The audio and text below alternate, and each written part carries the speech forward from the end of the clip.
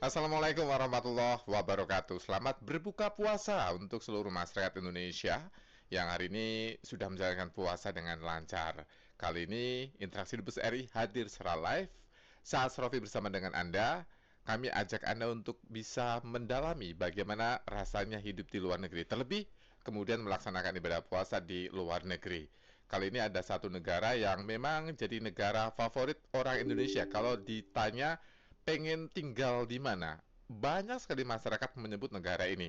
Saya belum bocorkan dulu ya. Kami undang Anda terlebih dahulu untuk bisa bergabung dalam siaran yang kami siarkan secara terestrial di seluruh jaringan Radio El Sinta dan juga di www.elsinta.com dan aplikasi Ngetem untuk Anda yang mau streaming online. Kami juga sekarang sudah siaran di YouTube Radio El Sinta live di sana, di seluruh media sosial Radio El Sinta, baik X atau juga Facebook fanpage, termasuk saat ini ada di TikTok. Silakan Anda langsung menuju ke media sosial Radio El Sinta. Kali ini kami ajak Anda menuju ke negara Skandinavian. Indonesia terus memperkuat diplomasi hijau dan juga kerjasama pembangunan berkelanjutan dengan negara-negara di kawasan Nordik. Dua di antara adalah Norwegia dan juga Islandia yang dikenal sebagai pelopor kesejahteraan sosial, pengelolaan sumber daya alam berkelanjutan, serta pemanfaatan energi terbarukan. Nah, bersama dengan Norwegia, Indonesia juga menjalin kemitraan strategis dalam isu perubahan iklim, kehutanan, dan juga tata kelola lingkungan. Sementara dengan Islandia, kerjasama dikembangkan di sektor energi panas bumi, inovasi, dan ekonomi hijau. Di tengah tantangan krisis iklim global dan juga transisi energi, bagaimana arah dan juga peluang hubungan bilateral Indonesia dengan kedua negara di kawasan Nordik ini? Kami sudah bersama dengan Duta Besar Republik Indonesia untuk Norwegia dan juga Islandia, ada Pak Teguh Faisyasha. Assalamualaikum, selamat siang Pak Teguh. Waalaikumsalam. Selamat malam di Jakarta, Pak Srofi. Sudah lama nggak berjumpa dengan Pak Teguh Faisyasha yang malang melintang dunia karirnya di Kementerian Luar Negeri, sekarang menuju ke negara yang diimpikan oleh generasi sekarang, Pak, untuk bisa tinggal. Norway itu salah satu daerah yang paling banyak ditanya kalau mau kemana sih, pengen tinggal di mana. Orang kita banyak Norway. Kira-kira Pak Dubes setelah tinggal di sana, apa apa penyebab jawaban anak-anak kita Norway, Pak? Menarik ini realitanya bahwa banyak yang anak muda kita ingin ke Norwegia ya.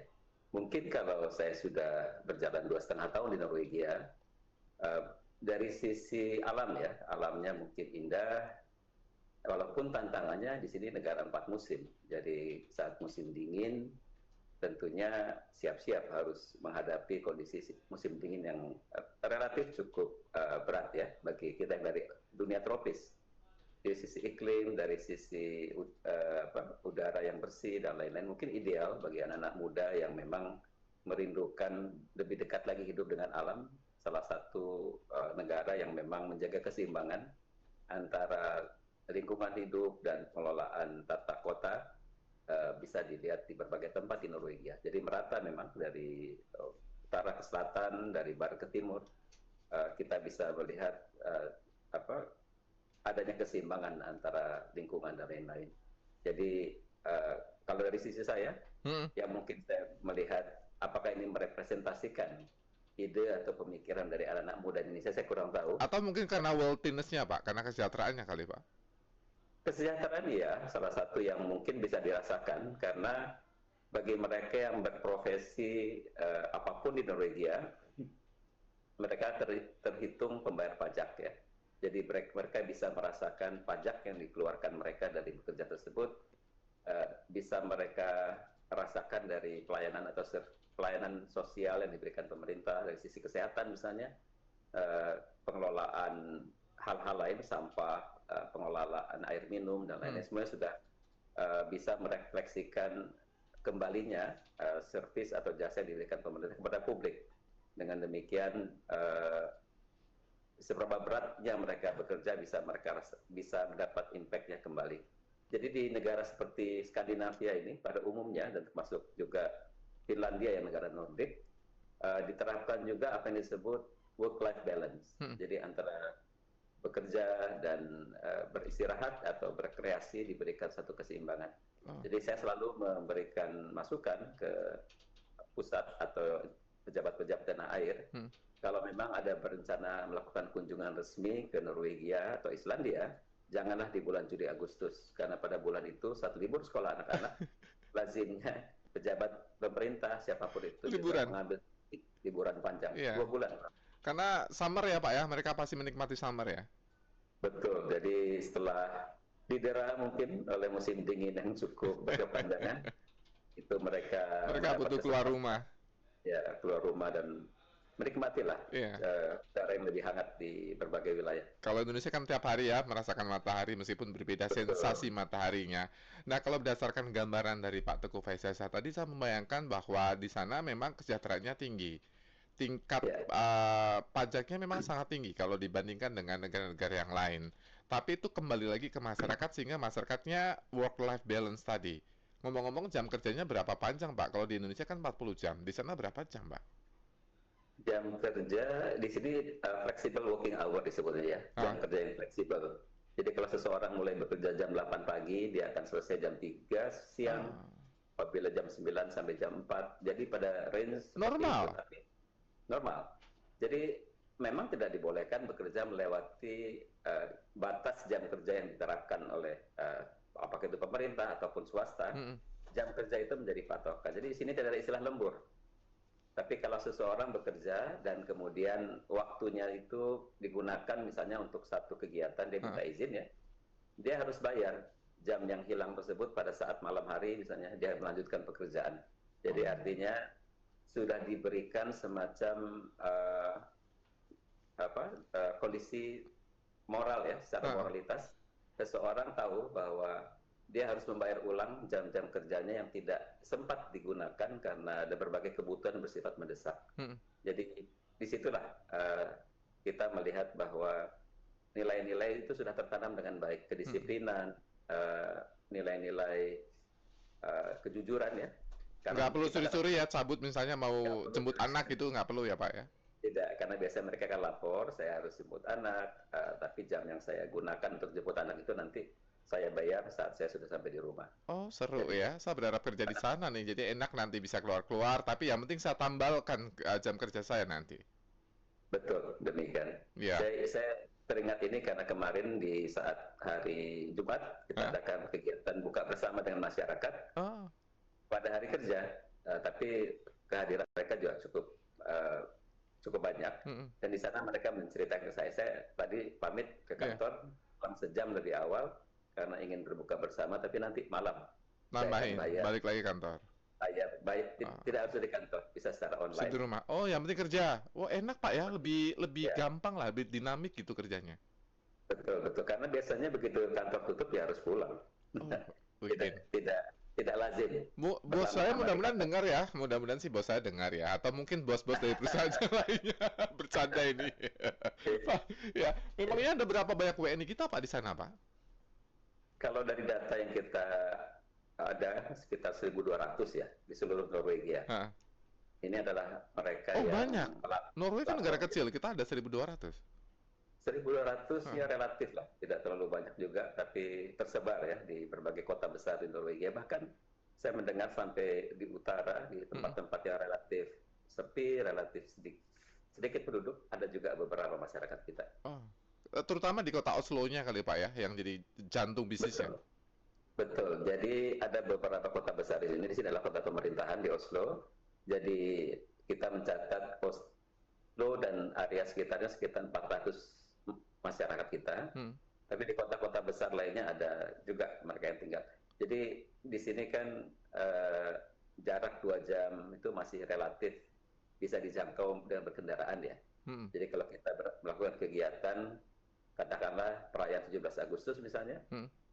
kita bisa berharap sekitar 400 sampai 450 lah masyarakat kita yang datang. Karena mereka juga mencoba memanfaatkan hari besar tersebut untuk berkumpul dengan rekan-rekan masyarakat Indonesia di Ngerasain Oslo. vibes-nya Indonesia di negara yang jauh di Betul. sana ya, di bagian utara Eropa. Nah, berarti dengan keadaan itu warga negara kita kan banyak, Pak.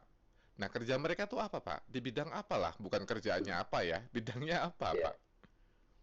kalau kita melihat sebenarnya dari data ya, masyarakat kita itu kalau bekerja di Norwegia itu termasuk kelompok Heeh. skill workers ya, tenaga yang Oh. terlatih dan memiliki keterampilan khusus. Banyak dari tenaga kerja kita bergerak di sektor migas. Hmm. Mereka ceritanya itu saat mungkin di tahun-tahun 90, 2000 belajar kemari, Hmm. kemudian memutuskan untuk tinggal. Oh. Dan mereka itu kebanyakan di sektor minyak dan gas. Walaupun ada juga yang berprofesi di sektor misalnya perkapalan ya, Hmm. karena di sini sangat sangat kuat di sektor perkapalan. Jadi mayoritas seperti itu karakter masyarakat kita dari sisi pekerjaan. Ada juga yang bekerja di sektor teknologi, Hmm. misalnya data dan lain-lain. Hmm. Artinya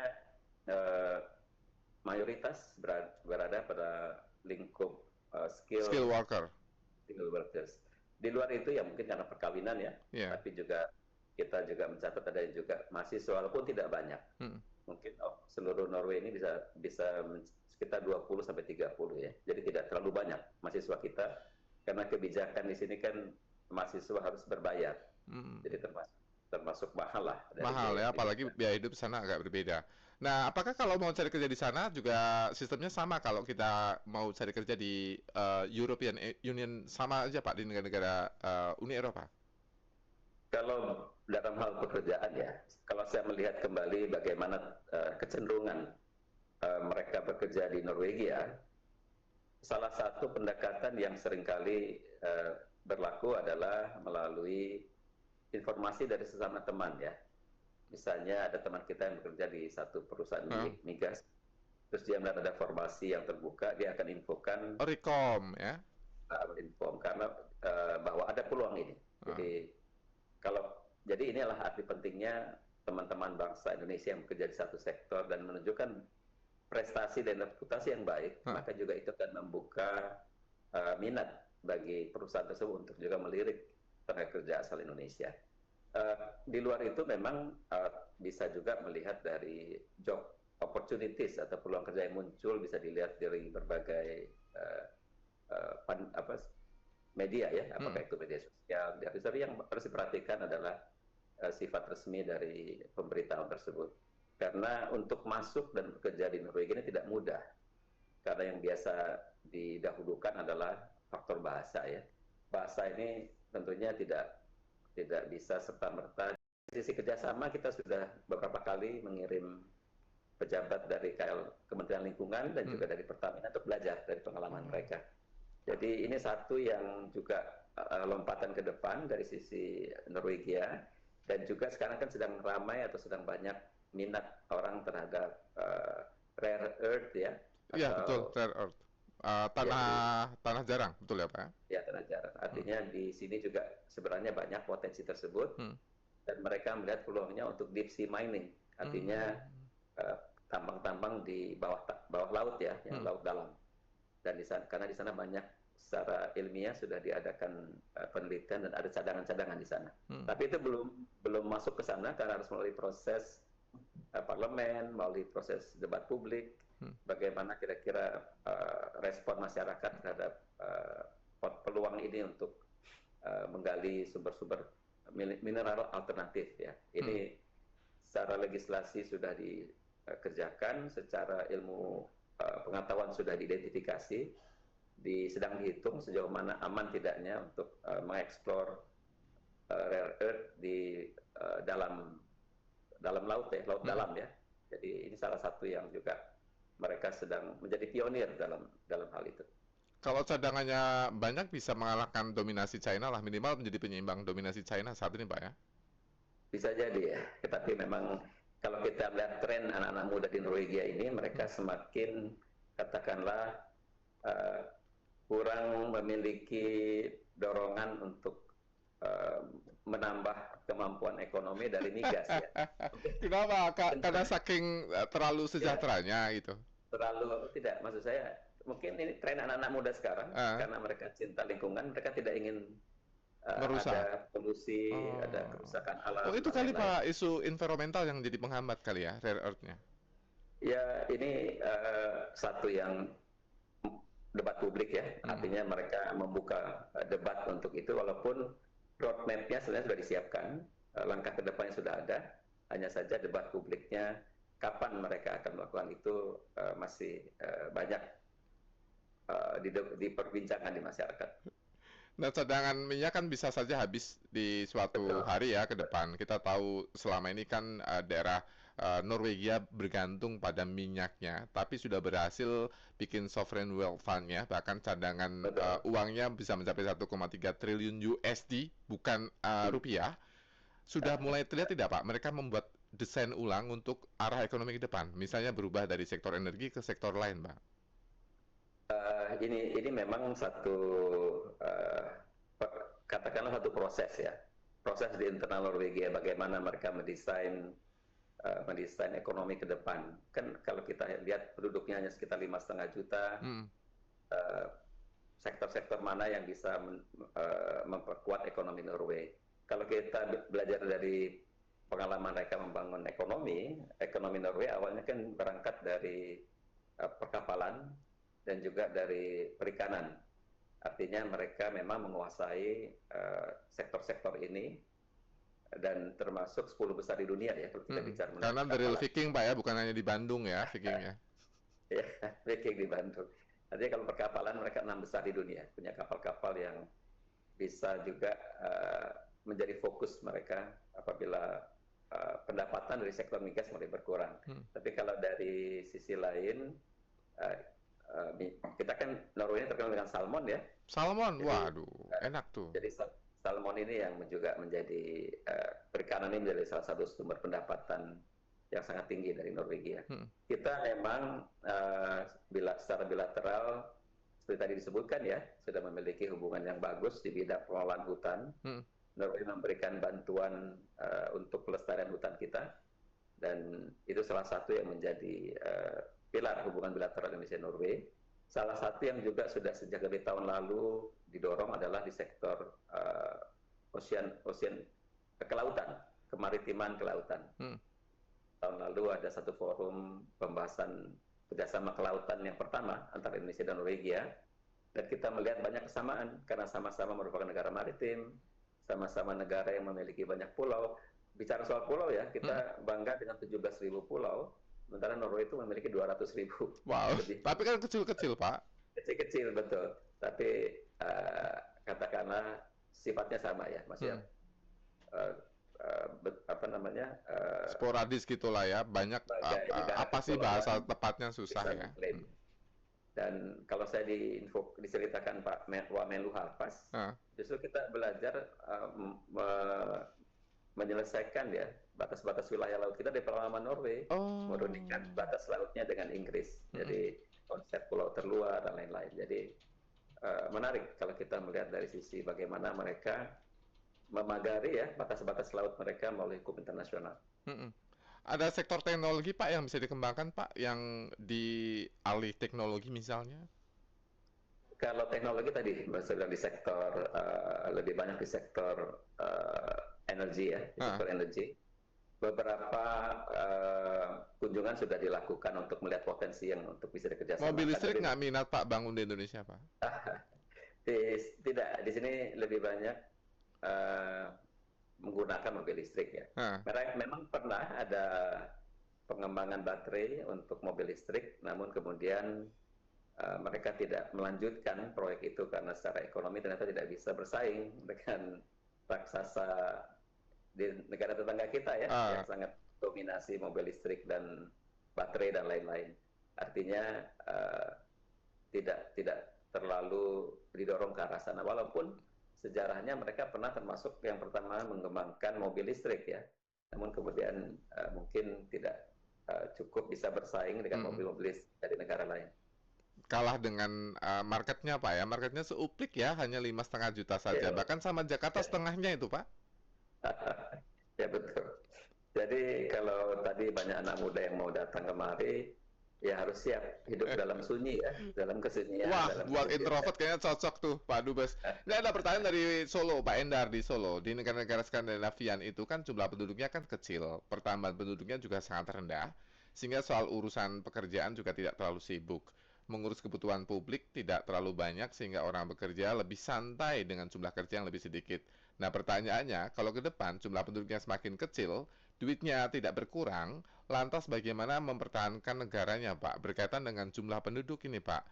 Apakah betul, Mhm. Pak? Jumlah penduduknya semakin lama semakin hilang, semakin habis?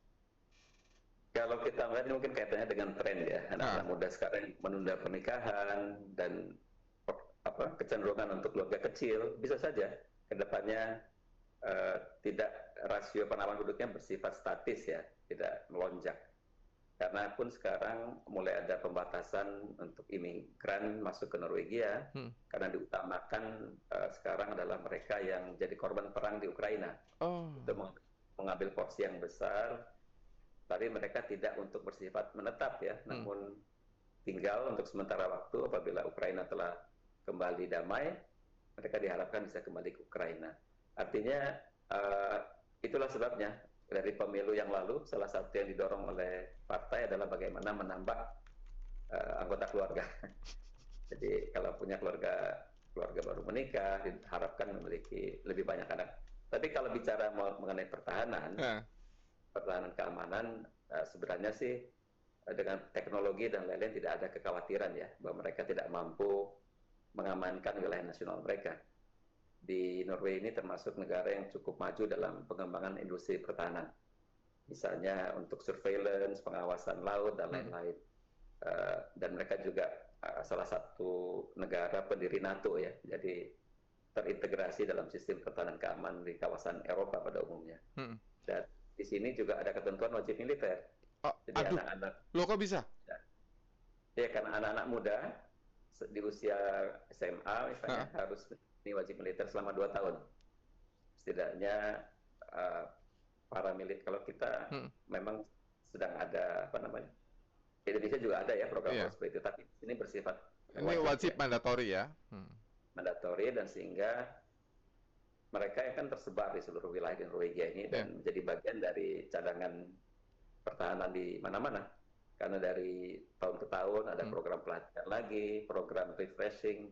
Lah bukannya relatif aman, Pak? Kok butuh pertahanan keamanan, Pak? Mungkin ada kekhawatiran ya, karena ada konflik di Ukraina, mereka memiliki perbatasan darat dengan Rusia dan lain-lain. Jadi itu sebabnya mereka sangat-sangat peduli dengan pengembangan kemampuan militer dan teknologi militer. Tapi Norwegia kan negara yang terkesan kayak introvert, Pak, nggak punya banyak masalah dengan tetangganya, Pak. Tidak, memang tidak ada masalah. Tidak seperti negara tetangga terdekat ya, yang memiliki isu dengan kenakalan remaja ya, yang mengarah kepada gangster dan lain-lain. Di sini tidak ada. Tapi secara psikologis memang mereka memiliki pengalaman sejarah, pernah dijajah ya, negara yang lahir setelah era penjajahan selesai, pernah diduduki oleh Jerman misalnya, dan memiliki perbatasan darat yang cukup panjang. Dengan kompleks ya, ada Rusia juga di sana. Satu hal soal Islandia, Pak. Ketika berbicara soal Islandia, hal pertama yang ada di benak saya adalah sepak bola, Pak. Kenapa sepak bola duluan ya kira-kira? Saya bingung, Pak, malah. Ya ini menarik nih, karena penduduknya kan sedikit ya, sekitar 500 ribu. Nggak ada sejuta padahal, betul. Ya, sekitar 500-600 ribu lah penduduknya. Tapi program sepak bolanya itu di sekolah-sekolah ya, jadi mereka berprofesi sebagai apapun ya, misalnya jadi insinyur, jadi dokter, jadi guru. Jadi begitu ada persiapan kompetisi, mereka datang berkumpul untuk menjadi tim nasional. Jadi hobinya dokter, profesi utamanya pesepak bola gitu. Ya, dibolak-balik.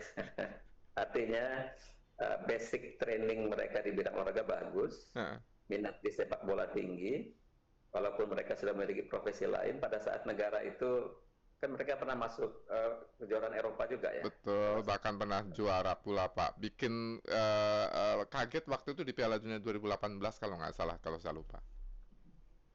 Ya, itulah. Mungkin dipelajari kali Pak sama Pak Teguh Faisasa, dibuat sebuah esai biar nanti bisa dibaca sama Pak Erick Thohir kali, Pak. Menarik juga Pak.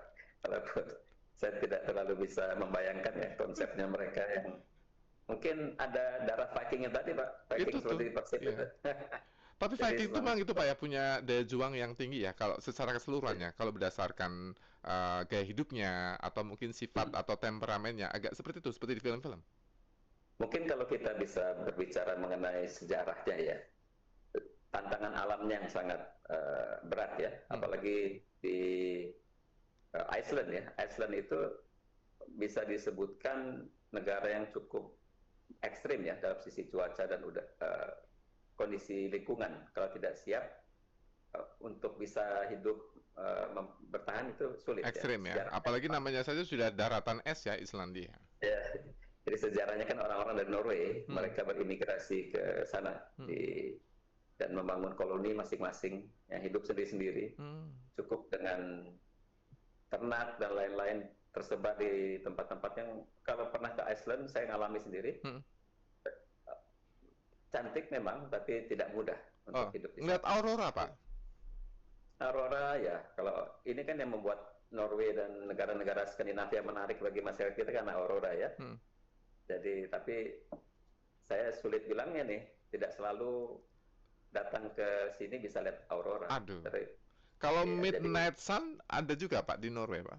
midnight sun ada karena itu kan di utara ya. Hmm. Kalau saat musim panas seperti Tromso yang terkenal dengan aurora itu juga mengalami midnight sun.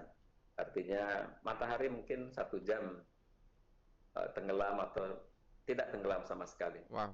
Semakin semakin ke utara bahkan Nah, puasanya midnight. gimana Pak di musim kayak gitu misalnya ya? Kalau sekarang kan syukurnya peralihan menuju ke arah summer. Nah, kalau lagi di musim winter gimana tuh rasa puasanya Pak? Justru di musim winter lebih pendek Oh, masa oh iya ya. puasanya, summer yang lebih panjang ya. Di musim winter ini rata-rata sudah sama seperti Jakarta, Hmm. seperti di Indonesia lah. Sahurnya jam-jam setengah 5, bukanya jam 6 lewat lah. 6 lewat. Jadi Lebih pendek kurang dong lebih, artinya Pak, hanya 11 jaman. ya. Tapi kan waktunya bergeser terus. eh, jadi semakin mendekati Hari Raya Idul Fitri nanti, Nah, semakin panjang. semakin lama waktu puasanya. Tahun lalu kita masih lebih panjang lagi, Iya. tapi tahun ini lebih pendek. Jadi ada hikmahnya lah hidup di negara 4 musim. Nanti Lebaran mau open house nggak Pak, Dubes? Nah ini karena masyarakat Indonesia kan sudah mulai membesar ya, jadi kita tidak bisa lagi mengelola open house di Wisma. Jadi kita sudah sepakat untuk menyewa satu gedung Oh. di mana di situ aula lah, aula yang sering digunakan untuk Ah. kegiatan masyarakat. Di sini ada kelompok Uminor disebutnya. Uminor adalah organisasi Muslim Indonesia di Norwegia. Hmm. Kita bekerja sama dengan mereka, kita akan adakan sholat Id bersama dan juga kemudian dilanjutkan dengan halal bihalal. Oh. Jadi kita lakukan di dalam 1 hari sehingga tuntaslah pada hari itu. Iya. Dari mulai sholatnya, bersilaturahmi dan kemudian halal bihalal yang juga mengundang masyarakat non-muslim untuk datang. Semakin besar yang datang artinya semakin banyak orang kita di sana gitu Pak. Ini tandanya itu. Bisa juga karena keinginan mereka untuk datang. Tadi saya sebutkan bahkan tahun lalu lah saya mendengar dari jarak yang sekitar 6 jam berkendaraan mereka datang. Artinya betul-betul ingin merasakan kumpul dengan sebangsa setanah air di tempat tersebut ya. Wow, menunya apa Pak yang sudah disiapkan? Kalau di Jakarta kan biasa ya opor ayam atau rendang nih. Di sana apa nih Pak? Kurang lebih sama lah, walaupun mungkin tidak seluruh bumbu bisa didapatkan ya. Kita mencoba mengkondisikan lah, mendekati. Memang ada daun salam di sana Pak? Saya ini tidak ahli masak lah. Tapi saya rasa sih ibu-ibu bisa mensiasati tuh. Atau mau bikin ketupat pakai janur apa namanya kelapa, kan nggak ada pohon kelapa di sana Pak. Dengan sekarang saya melihat semakin ini ya, semakin kreatif ya. Iya sih. Tidak harus pakai plastik ya atau bahan-bahan yang ya. Seru nih Pak ya. Rencana mau pulang ke Jakarta kapan Pak? Waduh, ini belum ada rencana lagi Pak. Mudah-mudahan ada rezeki nanti. Aduh. Kapan Padahal saya mau takdir laksa kalau pulang ke sini nanti Pak. Ya, Laksa kayak di Malaysia Pak ya? Iya, laksa enak banget. Kemarin kebetulan kami buka puasanya pakai laksa, jadi masih terngiang-ngiang rasa laksanya di El Sinta ini. Waduh, jangan sebutkan makanan Pak, karena bagi Itu kami sengaja, luar Pak. negeri Kami ini. sengaja mau sebutkan itu biar yang di sana jadi ngiri dan pengen pulang. Sebenarnya itu saja, Pak. Apalagi masih hangat loh, Pak. Iya, iya, betul, betul sekali. Mohon maaf jadi Karena main-mainin apalagi orang yang sedang jauh dan sedang berpuasa. Selamat nunggu waktu berbuka puasa ya Pak Teguh Faisyasar dan juga seluruh terima staf di KBRI kasih di Oslo Mas ya. Seperti. Baik, terima kasih Pak Seperti ya. Tetap sehat, Salam, doa kami buat semuanya di sana. terima Assalamualaikum kasih. Pak Dubes. Waalaikumsalam warahmatullahi wabarakatuh. Terima kasih juga untuk seluruh pendengar El Sinta yang sudah bergabung dalam Interaksi Dubes RI. Pastikan Anda menyimak Interaksi Dubes RI hanya di Radio El Sinta selama bulan Ramadan. Interaksi Dubes RI